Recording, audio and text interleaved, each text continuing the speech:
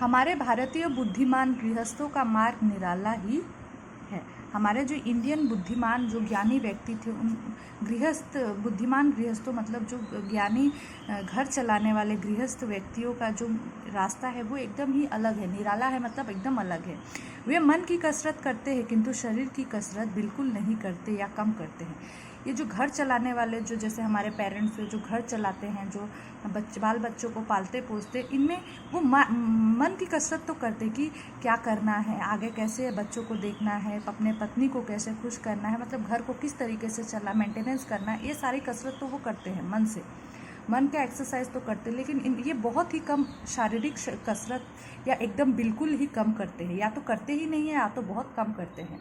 इसी से हम उन्हें असमय खो बैठते हैं। इसी वजह से क्या होता है ना, हम अपने घर वालों को समय से पहले ही उन्हें खो बैठते हैं, मतलब उनके अंदर बीमारियां पैदा हो जाती हैं और वो एक ना एक दिन चल बसते हैं। तो उन्हें ये समझना चाहिए कि मेंटली प्रेशर और फिज़िकल प्रेशर दोनों में बैलेंस होना चाहिए। या अगर आप फिज़िकली बहुत ज़्यादा परिश्रम ज़्यादा करते हैं तो भी ख़राब है, मेंटली बहुत ज़्यादा परिश्रम सोचते हैं तो भी ख़राब है।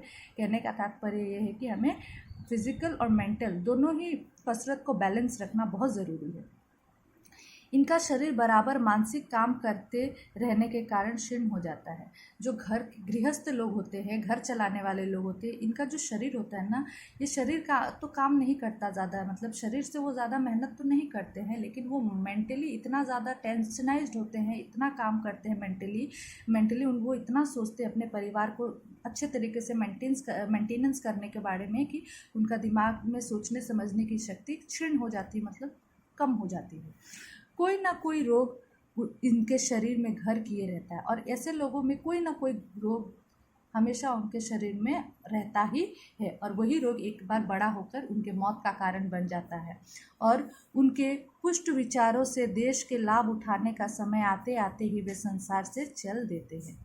और उनके जो सोचने समझने के विचार है, इससे जो वो देश का लाभ उठा सके आने वाले समय में, वो इतना मेहनत करते हैं अपने काम को आगे बढ़ाने में, अपने फैमिली को खुश करने में, कि जब वो सब कुछ मैनेज करके उनके आराम करने का समय होता है, तब वो देखते हैं कि उनका शरीर क्या हो गया है, बहुत तरीके से के बीमारियों से जड़ चुका है और वो असमय ही इस संसार से चले जाते हैं।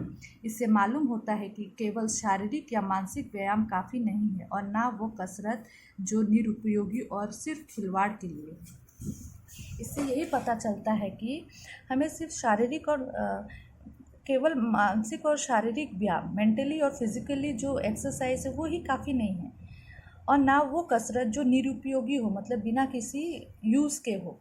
हाँ, और सिर्फ खिलवाड़ के लिए हम ऐसा कसरत करें, ऐसा एक्सरसाइज करें जो सिर्फ हम खेलने के लिए करें, वो हमारे लिए उपयोग नहीं है। जिस कसरत से मन और शरीर दोनों का सुधार साथ साथ हरदम होता रहे, वही कसरत अच्छी होती है। मतलब जो कसरत करने से, बहुत सारे लोग एक्सरसाइज करते हैं लेकिन टेंशन में बहुत रहते हैं, ये ऐसे कसरत करने का कोई फ़ायदा नहीं है।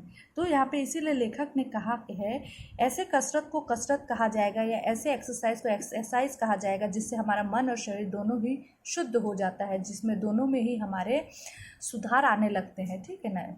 उसी कसरत को कसरत कहा जाता है, वही एक अच्छी कसरत या एक्सरसाइज होती है। उसी से मनुष्य हरदम उसी से मनुष्य निरोगी हो रह सकता है। ऐसे ही कसरत करने से, मतलब माइंड फ्री रहो, शरीर को हमेशा चलाते रहो, माइंड में किसी प्रकार की गंदी बातें, गंदी विचारधारा, बुरा कोई टेंशन ना लेने से ही लोग निरोग रह सकते हैं। किसानों में इनमें से दोनों गुण हैं, और जो किसान होते हैं ना, इनमें ये दोनों गुण पाए जाते हैं। वो मेंटली भी कसरत करते हैं, फिजिकली भी कसरत करते हैं, और मानसिक शक्ति जो उनकी होती है वो भी स्ट्रांग होती है, फिजिकल जो स्ट्रेंथ होती है वो भी स्ट्रांग होती है, और उनमें किसी प्रकार का कोई ज़्यादा टेंशन देखने को नहीं मिलता है, और वो बहुत दिन तक जीवित रहते हैं, क्योंकि उनमें किसी तरीके का रोग घर ही नहीं, क्योंकि उन्हें पास टाइम ही नहीं है किसी बुरे चीज़ों के बारे में सोचे। ज़मीन का काम करने की कसरत से के अतिरिक्त सर्वोत्तम कसरत चलना है। ज़मीन में रहकर काम करने से अच्छा है कि आप चलिए, जितना इंसान वॉकिंग करेगा ना उसका ये कसरत बहुत बेस्ट है, क्योंकि वॉक करने से क्या होता है, हमारा पूरे शरीर में ब्लड फ्लो होता है, और जहाँ पूरे शरीर में ब्लड फ्लो होगा तो मतलब वो पूरे शरीर को एनर्जी प्रोवाइड करेगा, ठीक है ना। इसे कसरतों की रानी कहते हैं, चलने को कसरतों की रानी कहते हैं। वॉकिंग, वॉकिंग जो होता है उसी